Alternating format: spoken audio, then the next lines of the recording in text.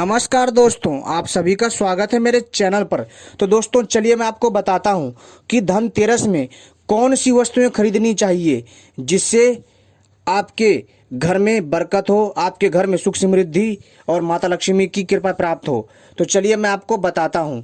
आप सभी का वीडियो पार्ट 2 में स्वागत है। इसमें हम आपको बताएंगे कि धनतेरस वाले दिन कौन सी वस्तुएं खरीदने से माता लक्ष्मी प्रसन्न होती है, कौन सी वस्तुएं खरीदने से आपके घर में सुख समृद्धि यश कीर्ति आता है, और कौन सी वस्तुएं खरीदने से आपके जीवन में सुख समृद्धि अनुकंपा प्राप्त होगी माता लक्ष्मी की। तो चलिए हम आपको बताते हैं। लेकिन इससे पहले यदि आपने हमारे चैनल को सब्सक्राइब नहीं किया है तो सबसे पहले चैनल को सब्सक्राइब कर लीजिए और घंटी को भी सही प्रकार से दबा लीजिए, ताकि भविष्य में जब भी हम कोई नई जानकारी लेकर के आए उसका संकेत आप सभी को प्राप्त हो जाए।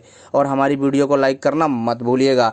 दोस्तों बहुत सारे हमारे ऐसे दर्शक हैं जो हमसे शिकायत करते हैं कि भैया जब भी आप वीडियो बनाते हो तो हमें संकेत नहीं मिलता है और हमें उसका नोटिफिकेशन यानी प्राप्त नहीं होता है। तो मित्रों ऐसा है कि ये तभी होता है जब आप लोग हमारे चैनल को सही से सब्सक्राइब नहीं करते हो और घंटी को सही प्रकार से नहीं दबाते हो। जी हाँ दोस्तों, और वीडियो को सही से लाइक नहीं करते हो, तभी आपको हमारे द्वारा बनाई गई वीडियो समय पर नहीं मिल पाती है, उसका आपको नोटिफिकेशन अथवा संकेत नहीं मिल पाता है, जिससे आप लोग जो है हमारी वीडियो नहीं देख पाते समय से। इस वजह से ऐसा होता है। तो इसलिए दोस्तों आप सभी से विनती करता हूं कि आप लोग जो है सही से चैनल को सब्सक्राइब कर लीजिए और घंटी को भी सही से दबा लीजिए। जैसा आपको वीडियो में दिख रहा होगा कि कैसे चैनल को सब्सक्राइब करना है, कैसे चैनल को, जी हाँ दोस्तों, कैसे चैनल को सब्सक्राइब करना है और कैसे बेल आइकन यानी घंटी को दबाना है। यानी आपको सही तरीके से घंटी दबा के रखना है और वीडियो को भी लाइक करना है। ऐसा करने से हम जब भी कोई भविष्य में नई जानकारी लेकर के आएंगे उसका संकेत आप सभी को तत्काल प्राप्त हो जाएगा। तो दोस्तों चलिए हम आपको अब बताते हैं कि धनतेरस वाले दिन कौन सी वस्तुएं खरीदने से आपके जीवन में अपार धन की प्राप्ति होगी। जी हाँ दोस्तों, इस बार कार्तिक कृष्ण पक्ष में धनतेरस की अति शुभ महायोग बन रहा है। यदि आपने धनतेरस वाले दिन ये 10 वस्तुएं खरीद ली जिनके बारे में मैं बताने जा रहा हूं, तो दोस्तों यकीन मानिए कि आप माला माल हो जाओगे। जी हाँ दोस्तों, धनतेरस पर कुछ खास वस्तुएं खरीदने का प्रचलन है। कई लोग धनतेरस पर जमकर खरीदारी करते हैं, जबकि यह जाना जरूरी है कि धनतेरस पर क्या खरीदना शुभ है। कहने का अर्थ है कि यह जानना जरूरी है कि धनतेरस पर क्या खरीदना शुभ है और कौन सी चीज़ें खरीदनी चाहिए। ठीक है। और दोस्तों, और उन्हीं में से मैं आपको 10 कीमती वस्तुओं के बारे में बताऊंगा। यदि आपने इन 10 वस्तुओं में से कोई सी भी वस्तु खरीद ली, जी हाँ दोस्तों, यदि आप सारे नहीं खरीद पाएंगे, इनमें से यदि आपने 1-2 भी खरीद लिया ना, तो दोस्तों आपके लिए बहुत शुभ होगा। जी हाँ दोस्तों, क्योंकि हमारे यहाँ धनतेरस को लेकर के बहुत बड़ी व्याख्या की गई है। धनतेरस को इतना पवित्र एवं दिव्य माना जाता है कि इस दिन यदि आप शुभ वस्तुएं और प्राकृतिक वस्तुएं खरीदते हैं और घर में लेकर के आते हैं तो निश्चित ही दोस्तों आपको माता लक्ष्मी की कृपा प्राप्त होगी और आपके घर में जो दरिद्रता है, जो हावी है, वो दूर हो जाएगी, आपके घर में बरकत होगी। लेकिन दोस्तों आपने देखा होगा हमारे यहाँ कई लोग जो होते हैं सालों से पूजा पाठ करते हैं, दुनिया भर की चीज़ें कर लेते हैं, थक जाते हैं, हार जाते हैं, फिर भी उनका मन भटक जाता है, वो नास्तिक बन जाते हैं, वो सोचते हैं ऐसा वैसा कुछ नहीं होता, सब बकवास है। लेकिन ऐसा कुछ नहीं है। जिस प्रकार से हम वायु को नहीं देख सकते, वायु को हम महसूस करते हैं, उसी प्रकार हम ईश्वरीय शक्ति को नहीं समझ सकते। इसको समझने के लिए हमें वैसा लेवल चाहिए। इसलिए कहते हैं जिसकी जैसी दृष्टि वैसी सृष्टि। ठीक है दोस्तों, तो चलिए हम आपको बताते हैं धनतेरस पर जो है क्या नहीं खरीदना चाहिए और कौन सी चीज़ें खरीदनी चाहिए। तो दोस्तों हमने वीडियो पार्ट 1 में आपको बता दिया था कि क्या नहीं खरीदना चाहिए। अब हम इस वीडियो पार्ट 2 में आपको बता रहे हैं कि कौन सी वो 10 वस्तुएं हैं जिन्हें खरीदना चाहिए जिससे आपके घर में सुख समृद्धि हो और धन की प्राप्ति हो। तो दोस्तों धनतेरस वाले दिन आपको, जी हाँ दोस्तों, धनतेरस वाले दिन आपको सोना, हाँ, इस दिन सोने के आभूषण खरीदने की परंपरा भी है। सोना भी लक्ष्मी और बृहस्पति का प्रतीक है, इसलिए सोना खरीदें। जी हाँ दोस्तों, इससे भी माँ लक्ष्मी की कृपा प्राप्त होगी। और धनतेरस पर यदि आपने सोना खरीदा तो समझ जाइए कि सोने पे सुहागा है। अब दूसरा वस्तु है दोस्तों चांदी। इस दिन चांदी खरीदने का प्रचलन भी है। कुछ लोग चांदी के सिक्के खरीदते हैं। इन सिक्कों पर माता लक्ष्मी और कुबेर की आकृति बनी होती है और माता लक्ष्मी और गणेश की भी आकृति बनी होती है। यदि आप इसको ला करके मंदिर में रखते हैं और हल्दी, चंदन और 2 कौड़ी रख करके पूजन करते हैं तो माँ लक्ष्मी प्रसन्न होंगी, आपको धन धान्य से परिपूर्ण कर देंगी। ठीक है दोस्तों, यानी धन की वर्षा होगी। दोस्तों इस वीडियो को पूरा लास्ट तक देखिएगा, आपको लास्ट में एक ऐसी जानकारी बताऊंगा ना कि आपको कोई नहीं बताएगा। अब दोस्तों हम बात करते हैं तीसरी वस्तु। इस दिन पुराने बर्तनों को बदलकर यथाशक्ति तांबे, पीतल, चांदी के ग्रह उपयोगी नवीन बर्तन खरीदते हैं। पीतल के बर्तन लक्ष्मी और बृहस्पति के प्रतीक हैं, अतः इस दिन सोना नहीं खरीद पा रहे हैं तो पीतल के बर्तन जरूर खरीदें। जी हाँ दोस्तों, क्योंकि पीतल के बर्तन खरीदना सोने के बर्तन खरीदने जैसा लाभ मिलेगा आपको। इस चीज़ का विशेष ध्यान रखिएगा। दोस्तों मैं आपसे बार बार कह रहा हूँ, लास्ट में मैं आपको ऐसी जानकारी दूंगा जो आपके होश उड़ा देगा। जी हाँ दोस्तों, अब दोस्तों हम बात करते हैं जो हमारी जो चौथी वस्तु है वह धनिया। इस दिन, जी हाँ दोस्तों, धनिया इस दिन जहाँ ग्रामीण क्षेत्रों में धनिये के नए बीज खरीदते हैं, वहीं शहरी क्षेत्र में पूजा के लिए साबुत धनिया खरीदते हैं।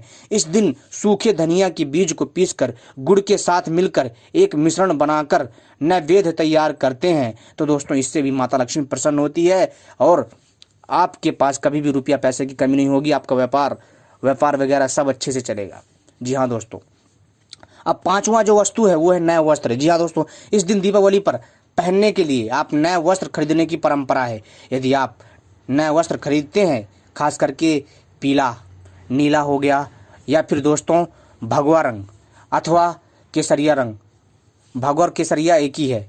और इसके अलावा यदि आप जो है बैगनी रंग खरीदते हैं तो बहुत शुभ माना जाता है।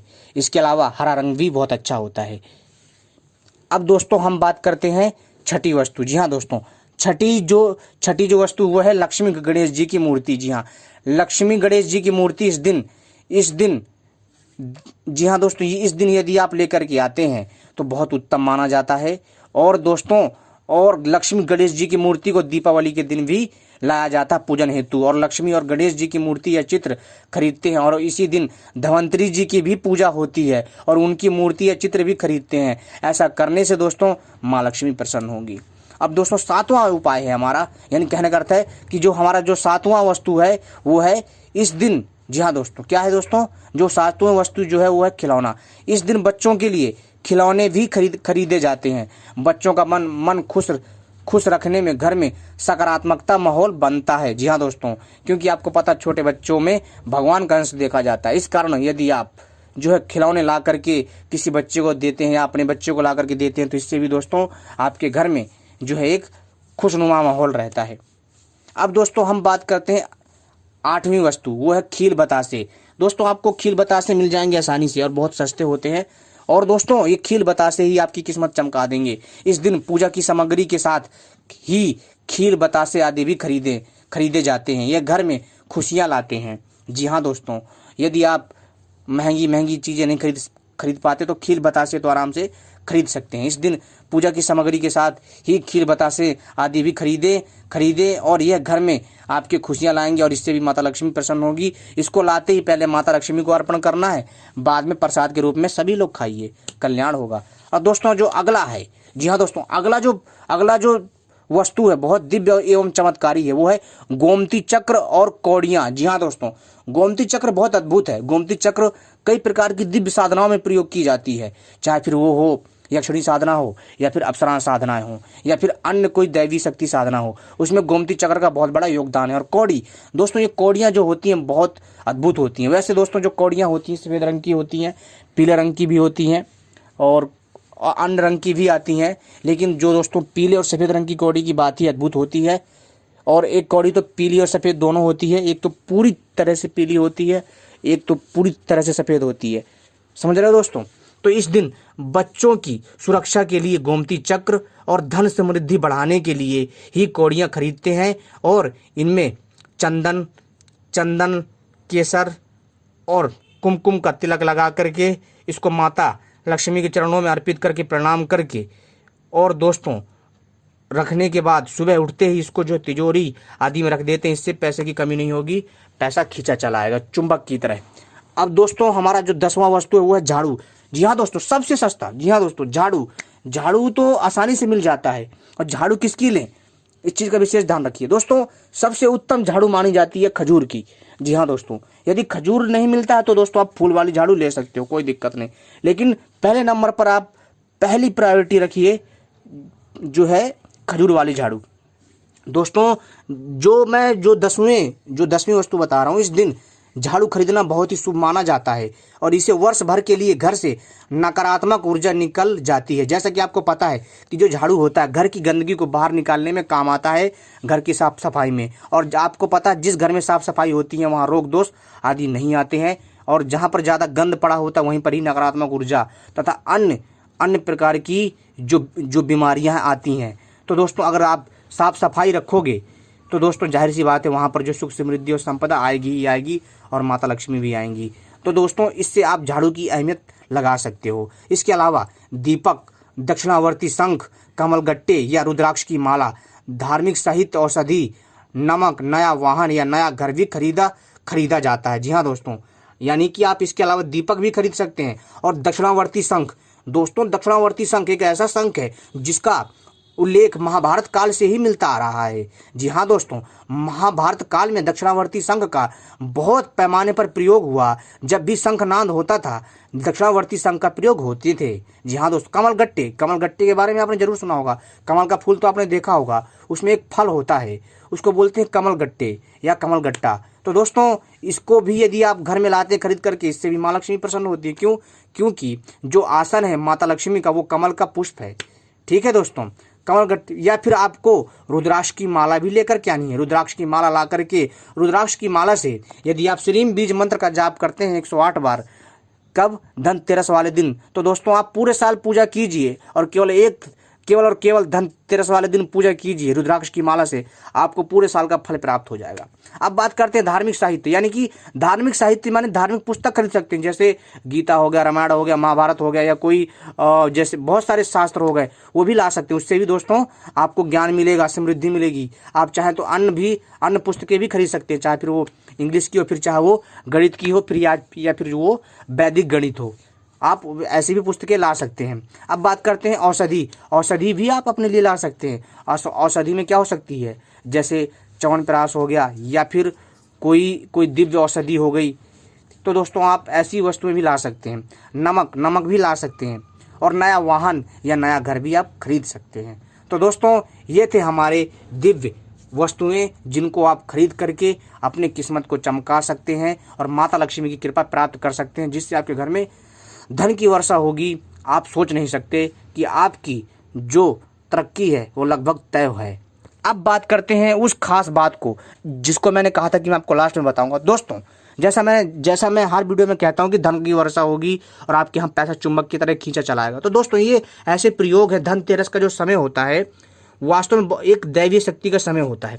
इस दिन आप कोई भी चीज़ें लाते हैं तो वो, मैं जिन वस्तुओं के बारे में बताता हूँ ना, वो दैवीय शक्तियों को बहुत ज़्यादा प्रिय होते हैं, इसलिए मैं बताता हूँ। और जब आप उनकी प्रिय वस्तु घर में लाते हैं तो वो अदृश्य शक्ति आपके पास आकर के उस वस्तु की ओर खींची चली आती है, यानी सम्मोहित होती हुई चली आती है। और इससे क्या होता है, फिर आपके घर में एक सकारात्मक ऊर्जा का वास हो जाता है। और इससे क्या होता है, आपके घर में किसी प्रकार की समस्या नहीं आती, आपको काम काज अच्छा मिलता है, आपको पता ही नहीं चलता कि ये कैसे हो रहा है। आपने देखा होगा कई बार तो ऐसा होता है जैसे अचानक से चमत्कार हो गया, ठीक है, और फिर आप जो है आपको काम धंधा मिलने लग जाता है, आप अच्छे से, और फिर आप स्वस्थ रहते हो, आप बीमार नहीं होते हो, ठीक है, आप बीमार नहीं होते हो। दोस्तों सबसे बड़ा खजाना है हमारा स्वास्थ्य। आप बीमार नहीं होगे, आप स्वस्थ रहोगे, तो इससे बड़ा खजाना क्या हो सकता है, इससे बड़ा धन दौलत क्या हो सकता है। फिर इसके बाद क्या करते हो आप, जब आप स्वस्थ रहोगे, बीमार नहीं होगे तो खर्चा भी नहीं होगा, और अच्छे से कमाओगे धमाओगे तो पैसा ऑटोमेटिक इकट्ठा होगा, चुंबक की तरह आपके पास पैसा आता जाएगा, यानी मेहनत करने से। समझ गए दोस्तों, ये जो प्रयोग होते हैं ये आपका हौसला बढ़ाने के लिए और आपको एक नकारात्मकता से दूर रखने के लिए और आपके अंदर अदृश्य शक्ति का साहस जगाने के लिए और उस अदृश्य शक्ति को आपको प्रोत्साहित करने के लिए ऐसे दिव्य अद्भुत चमत्कारी प्रयोग किए जाते हैं। इससे आपके साथ वह अदृश्य शक्ति कंधे से कंधे मिलाकर के आपका साथ देती है। तो उम्मीद करता हूँ जानकारी पसंद आई होगी। ऐसी वीडियो पाने के लिए हमारे साथ जुड़े रहें। धन्यवाद।